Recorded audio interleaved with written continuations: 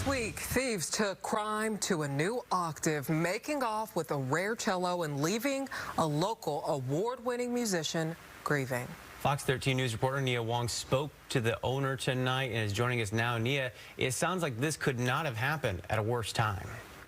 Sarah Rommel is supposed to be performing in Boston next week, but instead of practicing with her rare cello, she's having to use this energy to track it down since it was stolen on Sunday.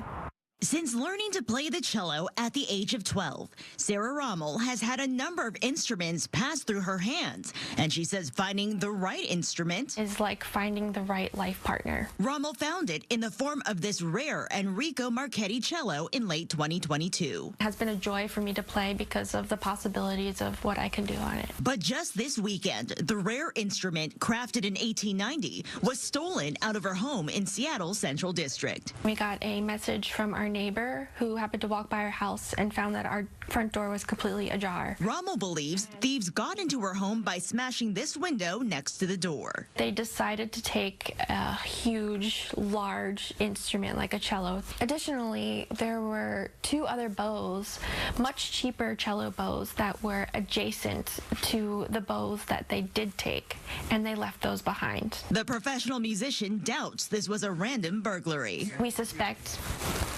that somebody may have noticed that I walk in and out of my house with an instrument and a bow case. Right now, police have not released a description of a suspect, but Rommel says neighbors heard multiple people at her home early in the morning on May 5th. The voices were not loud, but they were also, she was also loud. It was loud enough that she was able to distinguish that there was more than one person there. Rommel hopes anyone tuning in can keep an eye out for her beloved cello, which was kept in a blue and black carbon fiber case. There's a mark on the back of the instrument that some people have said looks like a llama. There is a label on the inside of the instrument that says that it was made by Enrico Marchetti in the year of 1890.